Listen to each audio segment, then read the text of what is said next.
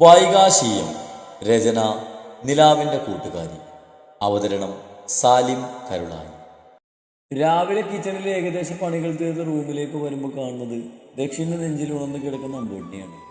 അരികിലായി പൂപ്പിയും കിടപ്പുണ്ട്. രണ്ടുപേരും പൂപ്പിയെ കളിപ്പിക്കുന്ന തിരക്കിലാണ്. അതിനനുസരിച്ച് പൂപ്പി ബെഡിൽ കിടന്ന് ചാടി മാറിയാണ്.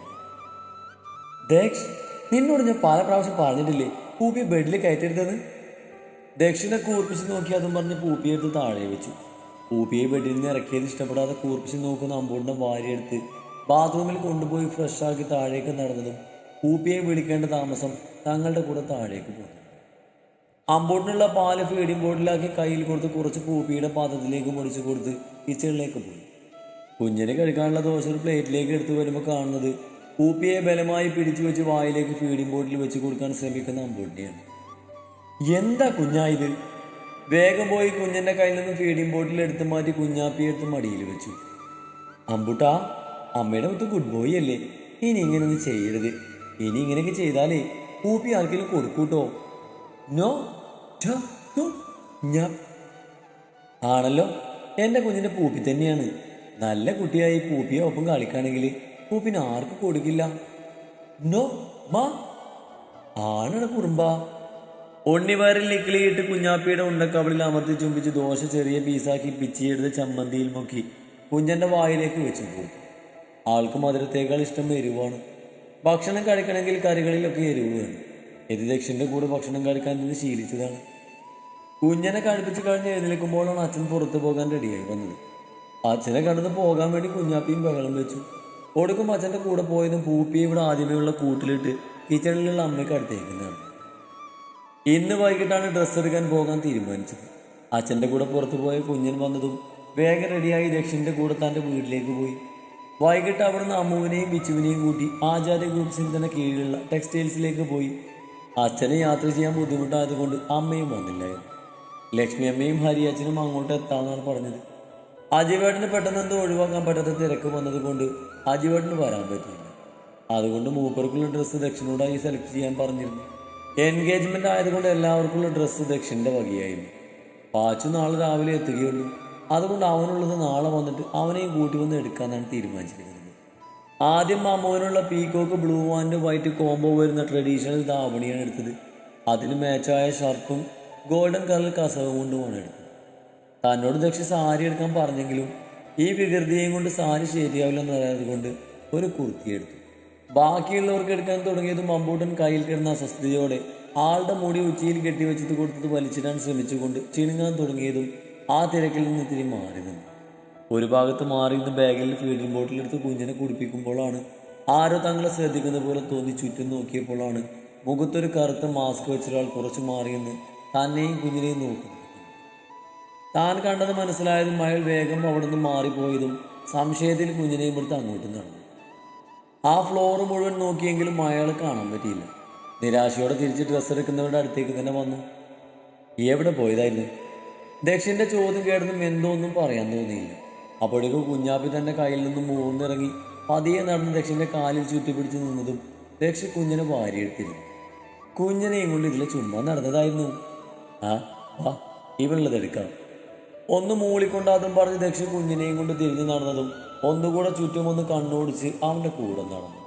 കുഞ്ഞിനെ പറ്റിയൊരു വാവാസൂട്ട് എടുത്ത് ഒപ്പം ഒരു ബനിയനും കുഞ്ഞു ജീൻസിന് സ്ക്രാച്ച് വർക്ക് വരുന്ന നിക്കറും അവിടുന്ന് തന്നെ ആ ഡ്രസ്സിന് മാച്ചാകുന്ന കുഞ്ഞു ഷൂസും എടുത്ത് വന്നപ്പോഴേക്കും മറ്റുള്ളവർ ഡ്രസ്സ് എടുത്ത് കഴിഞ്ഞു വന്നിരുന്നു. ടെക്സ്റ്റൈൽസിൽ നിന്നും ഇറങ്ങുമ്പോൾ രാത്രിയായിരുന്നു. അതുകൊണ്ട് പുറത്തുനിന്ന് ഭക്ഷണം കഴിക്കാൻ തന്നെ തീരുമാനിച്ചു. അടുത്തുള്ള റെസ്റ്റോറൻറ്റിലേക്കായിരുന്നു ഭക്ഷണം കഴിക്കാൻ പോയത്. തനിക്കും നമുക്ക് നോൺ വെജും അച്ഛനും ദക്ഷനും അമ്മുവിനും ബിച്ചുവിനും ബിരിയാണിയായിരുന്നു ഓർഡർ ചെയ്തത്. കുഞ്ഞിന് വേണ്ട കുറുക്കുണ്ടാക്കി ഒരു പാത്രത്തിലാക്കി കരുതി പോന്നിരുന്നു. അമ്മ നോ നോ ചിക്ക. അമ്മ കുഞ്ഞിന് ചിക്കൻ മാമ മതിയെന്ന് ടേബിളിൽ കയറ്റിയിരുത്തിയാണ് കുഞ്ഞിന് കുറുക്ക് കൊടുക്കുന്നത്. കുഞ്ഞാപ്പി കഴിക്കുന്നതിനിടയിലാണ് മറ്റുള്ളവർക്കുള്ള ഫുഡ് എത്തിയത്. അത് കണ്ടതും ആദ്യമേ കുറുക്ക് കഴിക്കാൻ മടിയായ കുഞ്ഞിന് അതോടെ കണ്ടപ്പോൾ പിന്നെ കുറുക്ക് വേണ്ട. അത് കഴിക്കണ്ട കുഞ്ഞാ, ഇതാ നല്ലത്. അമ്മൂട്ടൻ ഗുഡ് ബോയ് അല്ലേ, വാ കാണിച്ചേ.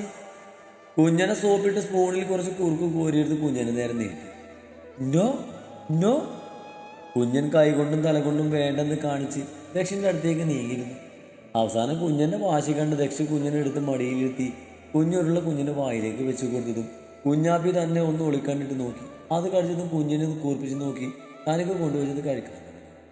ഭക്ഷണം കഴിച്ചു കഴിഞ്ഞ് അച്ഛനും അമ്മയും വീട്ടിലേക്ക് തിരിച്ചു പോയതും ദക്ഷനും താനും ബിച്ചുവും അമ്മവും കൂടി തൻ്റെ വീട്ടിലേക്ക് യാത്ര തിരിച്ചു. കാറിൽ നിന്ന് പുറത്തേക്ക് നോക്കിയിരിക്കുമ്പോഴാണ് ഡ്രൈവിങ്ങിനിടയിൽ ദക്ഷൻ്റെ ഇടത് കൈ തൻ്റെ തുടയിൽ അമർന്നത്. പുറകിൽ ബിച്ചുവും അമ്മവും ഇരിക്കുന്നുണ്ട്. അവിടെ കൂടിയാണ് കുഞ്ഞൻ. വലിയ ആളെ പോലെ റോഡിലേക്ക് പോകുന്ന വണ്ടിയൊക്കെ ചൂണ്ടിക്കാണിച്ചു കൊടുത്ത് അവൻ്റെ ഭാഷയിൽ ഇരുവർക്കും എന്തൊക്കെയോ പറഞ്ഞു കൊടുക്കുന്നുണ്ട്. പിന്നിലിരിക്കുന്നവരെ ഒന്ന് നോക്കി ദക്ഷൻ്റെ കൈയെടുത്ത് മാറ്റി അവനെ ഒന്ന് കൂർപ്പിച്ച് നോക്കി വീണ്ടും പുറത്തോട്ട് നോക്കിയിരുന്നു. പെട്ടെന്ന് വീണ്ടും ദക്ഷൻ്റെ കൈകൾ തുടയിൽ മുറുകിയതും അവനെ കണ്ണുട്ടി നോക്കിയതും ആളും ഒന്നും അറിയാത്ത ഭാവത്തിൽ ഡ്രൈവിൽ ശ്രദ്ധിക്കുന്ന പോലെയിരുന്നു. പതിയെ പതിയെ അവൻ്റെ വിരലുകൾ കുസൃതി കാണിക്കാൻ തുടങ്ങിയതും ഷോള് പിൻ ചെയ്തിരുന്ന സേഫ്റ്റി പിൻ അവൻ കാണാതെ അഴിച്ചെടുത്ത് ദക്ഷൻ്റെ കയ്യിൽ കുത്തി. ആ പെട്ടെന്നായതുകൊണ്ട് ദക്ഷ എരിവ് വലിച്ച് വേഗം കൈ പിൻവലിച്ചു. എന്തു പറ്റിയിട്ടായി? ദക്ഷ എരിവ് വലിക്കുന്ന ശബ്ദം കേട്ട് പിന്നിൽ നിന്നും അമ്മവും ബിച്ചുവും ചോദിച്ചു. ഓ ഒന്നുമില്ല, എന്തോ പ്രാണി കഴിച്ചതാ. തന്നെ ഒന്ന് ദേഷ്യത്തിൽ നോക്കി ദക്ഷ അവരോടൊന്ന് പറഞ്ഞതും പൊട്ടി വന്ന ചിരിയടക്കി നിർത്തി പുറത്തേക്ക് നോക്കിയിരുന്നു. വീടെത്തിയതും ദക്ഷ തന്നെ ഒന്ന് നോക്കുക പോലും ചെയ്യാതെ പിന്നിലുള്ള ഡോറ് തുറന്നു കൊടുത്ത് കവറുകളെല്ലാം എടുത്ത് ഉള്ളിലേക്ക് പോയതും അമ്മുവിൻ്റെ കയ്യിൽ നിന്നും തൻ്റെ നേരെ ചാടുന്ന കുഞ്ഞിനെ വാങ്ങിയെടുത്ത് മുകളിലേക്ക് എറിഞ്ഞ് പിടിച്ച് ഉള്ളിലേക്ക് കയറുമ്പോൾ കാണുന്നത് അച്ഛനോടും അമ്മയോടും സംസാരിച്ച് നിൽക്കുന്ന ദക്ഷിണയാണ്. തങ്ങൾ വന്നത് കണ്ടതും തന്നെ ഒന്ന് നോക്കാതെ അച്ഛനോടും അമ്മയോടും ഫ്രഷായിട്ട് വരാമെന്ന് പറഞ്ഞ് അവിടുന്ന് പോയിരുന്നു.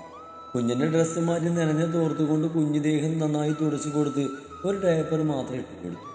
തൻ്റെ ഡ്രസ്സ് മാറ്റി ഒരു നൈറ്റ് വലിച്ചിട്ട് കുഞ്ഞിനെയും കൊണ്ട് അച്ഛൻ്റെയും അമ്മയുടെയും അടുത്തേക്ക് വന്നിരുന്ന് അവരോട് സംസാരിക്കുന്നിടയിൽ ഇന്നെടുത്ത ഡ്രസ്സെല്ലാം കാണിച്ചു കൊടുത്തു. അമ്മവും ബിച്ചുവും വന്നപാടെ ക്ഷീണം കൊണ്ട് കിടന്നിരുന്നു. എങ്കിലും കുഞ്ഞൻ രണ്ടുപേരെയും കുത്തിപ്പൊക്കി എണീപ്പിച്ച് കൊണ്ടുവന്നിരുന്നു. ദക്ഷി ഫ്രഷായി റൂമിലേക്ക് പോകുന്നത് കണ്ടെങ്കിലും കുറച്ചു നേരം അവിടെ ഇരുന്നു.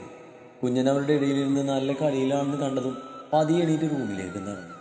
റൂമിലെത്തുമ്പോൾ കാണുന്നത് ഒരു കാവ്യമുണ്ട് മാത്രമൊത്ത് ഷർട്ടിടാതെ ബെഡിലിരുന്ന് ഫോൺ നോക്കുന്ന ദക്ഷിണയാണ്. ദക്ഷ് മുന്നിൽ പോയി നിന്ന് വിളിച്ചതും ഗൗരവത്തിൽ മൂളിക്കൊണ്ട് ഫോണിൽ തന്നെ നോക്കിക്കൊണ്ടിരിക്കാൻ തുടങ്ങിയതും പൊട്ടി വന്ന ദേഷ്യം മടക്കി നിർത്തി ദക്ഷിൻ്റെ അടുത്തായിരുന്ന് അവനവൻ്റെ കയ്യിൽ തോണ്ടിക്കൊണ്ട് വിളിച്ചു.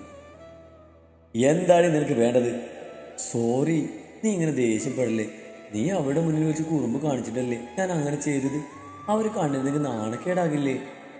ദക്ഷിൻ്റെ താടിത്തുമ്പിൽ പിടിച്ച് മുഖം അങ്ങോട്ടും ഇങ്ങോട്ടും മാട്ടിക്കൊണ്ട് പറഞ്ഞും വേഗം തന്നെ അവൻ കൈകൾ തട്ടി മാറ്റിയിരുന്നു. നിന്നെപ്പോലുള്ള അൺറൊമാൻറ്റിക് മൂരാച്ചികളിൽ നിന്നും ഇത്രയൊക്കെ പ്രതീക്ഷിച്ചാൽ മതി. ദക്ഷി പറഞ്ഞത് കേട്ട് ദേഷ്യത്തിൽ ചുണ്ടു കൂർപ്പിച്ച് അവനൊന്ന് നോക്കി. ഞാൻ അൺറൊമാൻറ്റിക് മൂരാച്ചിയാണല്ലോ തേണ്ടി, ശരിയാക്കി തരാൻ നിന്നെ ഞാൻ. കയ്യിലുള്ള ഫോണ് തട്ടിപ്പറിച്ച് വാങ്ങി മാറ്റി വെച്ച് ഒറ്റത്തള്ളിന് ദക്ഷിണ ബെഡിലേക്ക് മറിച്ചിട്ട് അവനിലേക്ക് ഒന്നുകൂടി അമർന്ന് ആ കൈകളിൽ വിരലുകൾ കൂർത്തു പിടിച്ചു. കാശി എണീറ്റ് പോയി. ഇല്ലെങ്കിലോ? അതും പറഞ്ഞ് ദക്ഷിൻ്റെ കവിളിലായി അമർത്തി കടിച്ചു. ആ എടി പിശാശേ! വേദന കൊണ്ട് ദക്ഷ ഒച്ച വെച്ചതും കടിച്ചെടുത്ത് പതിയെ ചുണ്ടുകൾ കൊണ്ട് നുണഞ്ഞ് ചുംബിച്ചു. ചുണ്ടുകളെടുക്കാൻ അവൻ്റെ മുഖത്തെല്ലാം തൻ്റെ ചുണ്ടുകൾ കൊണ്ട് മുദ്രം ചാത്തി പതിയെ അവൻ്റെ ചെവിത്തുമ്പിൽ കടിച്ച് ചുംബിച്ച് നാവുകൾ കൊണ്ട് ചുടിച്ച് വലിച്ചതും ദക്ഷി തൻ്റെ വിരലുകളിൽ വിരൽ കൊണ്ട് മുറുകെ പിടിച്ചതും മുഖമുയർത്തി അവനെ നോക്കി. ആ കുഞ്ഞിക്കണ്ണുകളിലേക്ക് നോക്കിക്കൊണ്ട് തന്നെ അവനിലേക്ക് മുഖമടുപ്പിച്ചു. അവൻ്റെ അധരങ്ങളെ തൻ്റെ അധരങ്ങളാൽ പൊതിഞ്ഞതും പുറത്തുനിന്ന് കുഞ്ഞിൻ്റെ കരച്ചിൽ കേട്ടതും വേഗം അവനിൽ നിന്ന് അടർന്നു മാറി മുടി മാതിയൊരുക്കി വാതിലും തുറന്ന് പുറത്തേക്ക് ഓടി. അമ്മയുടെയും അച്ഛൻ്റെയും റൂമിൽ നിന്ന് ശബ്ദം കേട്ട് അങ്ങോട്ട് പോയി നോക്കുമ്പോൾ കാണുന്നത് അമ്മയുടെ കയ്യിൽ കിടന്ന് കരയുന്ന അമ്മൂട്ടിയാണ്. കുഞ്ഞാ! തൻ്റെ വിളി കിടന്ന് കുഞ്ഞാപ്പി തന്നെ ചൂണ്ടു കൂർപ്പിച്ച് നോക്കി താൻ നീട്ടിപ്പിടിച്ച കൈകളിലേക്ക് ചാടിയിരുന്നു. ഉറക്കം വന്നിട്ടുള്ള കരച്ചിലാണ്. തൻ്റെ തോളിൽ മുഖമമർത്തി കിടക്കുന്ന കുഞ്ഞിനെ നോക്കി അമ്മ പറഞ്ഞു. ഇന്ന് പകൽ ഉറങ്ങിയിട്ടില്ല, അതാ ഇത്രയും നേരത്തെ ഉറക്കം വന്നത്. സാധാരണ 12 മണി ആകുവോളം കളിച്ചിരിക്കും. അതിന് ഉറക്കം വരുന്നുണ്ട്, നീ കൊണ്ടുപോയി ഉറക്ക്, ഇനിയും കരയിപ്പിക്കണ്ട. തൻ്റെ തോളിൽ കിടന്ന് ചിണുങ്ങുന്ന അമ്പൂട്ടിനെ നോക്കി അച്ഛൻ പറഞ്ഞതും ഇരുവരോടും പറഞ്ഞ് നിലത്തിരുന്ന് ഉറക്കം തൂങ്ങുന്ന അമ്മുവിനെയും ബിച്ചുവിനെയും നോക്കി കുഞ്ഞിനെയും കൊണ്ട് റൂമിലേക്ക് നടന്നു. കുഞ്ഞിനെ ഉറങ്ങാൻ തന്നെ ദക്ഷൻ നിർബന്ധമാണ്. നല്ല വാശിയിലാണെങ്കിൽ താൻ തന്നെ ഉറക്കേണ്ടി വരും. ഉറങ്ങാതെ തോളിൽ മൂക്കൂട്ടരസി കിടക്കുന്ന കുഞ്ഞിനെ ദക്ഷൻ്റെ കയ്യിൽ കൊടുത്ത് കിച്ചണിലേക്ക് പോയി രാത്രിയിലേക്ക് വേണ്ട പാല് തിളപ്പിച്ച് ചൂടുവാകമാക്കി ഫ്ലാസ്കിലാക്കി റൂമിലേക്ക് വരുമ്പോൾ കുഞ്ഞൻ ദക്ഷിണ നെഞ്ചിൽ കിടന്ന് ഉറക്കം പിടിച്ചിരുന്നു. വാതിലടിച്ച് ലോക്കിട്ട് ലൈറ്റ് ഓഫ് ചെയ്ത് സീറോ ബൾബ് ഓണാക്കി കയ്യിലുള്ള ഫീഡിംഗ് ബോട്ടിൽ ടേബിളിൽ വെച്ച് മുടിയെല്ലാം വാരി ചുറ്റിപ്പിടിച്ച് കെട്ടിവെച്ച് ദക്ഷിണ നെഞ്ചിലേക്ക് ചേർന്ന് കിടന്ന് ചെറുതായി വാ തുറന്നുറങ്ങുന്ന കുഞ്ഞിൻ്റെ കവിളിൽ അമർത്തി ചുംബിച്ചു. കുറച്ചു കഴിഞ്ഞ് ഇടുപ്പിലുള്ള കൈ മുറുകുന്നതറിഞ്ഞ് തല പൊന്തിച്ച് നോക്കിയതും കാണുന്നത് തന്നെ നോക്കി ഉറങ്ങാതെ കിടക്കുന്ന ദക്ഷിണയാണ്. കാശി വാടി, നമുക്ക് താഴെ കിടക്കാം. വേണേ ഒറ്റയ്ക്ക് പോയി കിടന്നോ, എനിക്ക് ഉറക്കം വരുന്നുണ്ട്. എടി ദുഷ്ടേ. ആ ദുഷ്ട തന്നെയാ. നീ തന്നെയല്ലടി ചുമ്മാ ഫോൺ നോക്കിയിരുന്ന് എന്നെ വന്ന് പ്രകോപിപ്പിച്ചത്. ദേ മിണ്ടാതെ കിടന്നോ. അമ്പോട്ട് എണീറ്റാലേ നീ എടുത്തോണ്ട് നടക്കേണ്ടി വരും. പറഞ്ഞില്ലെന്ന് വേണ്ട. എനിക്കൊരു അവസരം വരും, നോപ്പം ഞാൻ.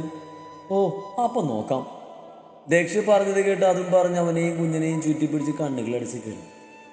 രാവിലെ തന്നെ അവൻ വീട്ടിലേക്ക് തിരിച്ചു പോയി. മറ്റൊന്നുമല്ല, പുലർച്ചെയുള്ള ട്രെയിനിന് പാച്ചി വീട്ടിലെത്തിയിരുന്നു. അപ്പം മുതൽ കുഞ്ഞിനെ കാണണമെന്ന് പറഞ്ഞ് വിളിക്കാൻ തുടങ്ങിയതാണ് ചെക്കന്. ചു കാറിൽ നിന്നിറങ്ങിയതും കുഞ്ഞൻ സിറ്റോട്ടിരിക്കുന്ന പാച്ചുവിനെ കണ്ട് തൻ്റെ കയ്യിൽ നിന്ന് ഓർന്നിറങ്ങി. ചൂവെന്ന് വിളിച്ച് സന്തോഷത്തിൽ അവൻ്റെ അടുത്തേക്ക് തെന്നിയും തെറിച്ചും ഓടിപ്പോയിരുന്നു. പാച്ചു എന്നല്ല, ചെറിയച്ഛനെന്ന് വിളിക്കണമെന്ന് പറഞ്ഞാലും ആള് കേൾക്കില്ല. അവന് പാച്ചു അവൻ്റെ സ്വന്തം ചൂവാണ്. പാച്ചുവിന് അവൻ്റെ ചൂവെന്ന് നീട്ടിവിളി കേൾക്കാൻ നല്ല ഇഷ്ടമാണ്. കുഞ്ഞാ വീഴും. അതും പറഞ്ഞ് കുഞ്ഞൻ്റെ പിറകെ പോയതും അപ്പോഴേക്കും പാച്ചു കുഞ്ഞാപ്പിയെ വാരിയെടുത്ത് കറക്കിയിരുന്നു. നല്ല ആൾക്കാരാ ഇപ്പോഴെന്നെ കാണാൻ വരുന്നത്. പാച്ചു തന്നെയും ദക്ഷിണയും നോക്കി ചുണ്ടുകൂട്ടിക്കൊണ്ട് പറഞ്ഞു. നീയല്ലേ പറഞ്ഞത് ഉച്ചയ്ക്ക് എത്താന്ന്. ഞാൻ അറിഞ്ഞോ നിങ്ങളെ ഇടത്തിന്റെ വീട്ടിൽ നിൽക്കുന്നു. നിങ്ങൾക്കൊരു സർപ്രൈസ് ആണെന്ന് ഞെട്ടിക്കാമെന്ന് ഞാൻ സാക്ഷിയായി. ഓട്ടടാ, നമുക്ക് അടുത്ത വർഷം ഞെട്ടിക്കാം. പാച്ചുവിൻ്റെ തോളിൽ തട്ടി ചിരിയോടെ അതും പറഞ്ഞ് ദക്ഷ ഉള്ളിലേക്ക് പോയി. എന്നാലും എൻ്റെ പാച്ചു, നീ എവിടെ പരിപാടി അവതരിപ്പിച്ചാലും ഇത് തന്നെയാണുള്ള അവസ്ഥ. ദേ ഏടത്തി, രാവിലെ തന്നെ എടുക്കിട്ട് മാറില്ലേ. ഞാൻ ചുമ്മാ പറഞ്ഞതല്ലേടാ. എങ്ങനെയുണ്ട് ക്ലാസ്സൊക്കെ? ഓ കുഴപ്പമൊന്നുമില്ല, അങ്ങനെ പോകുന്നു. പിന്നെ ക്ലാസ് കഴിഞ്ഞ ഉടനെ അച്ഛൻ്റെയും അമ്മയുടെയും അടുത്തേക്ക് എത്തിക്കാനോ ഓർഡർ.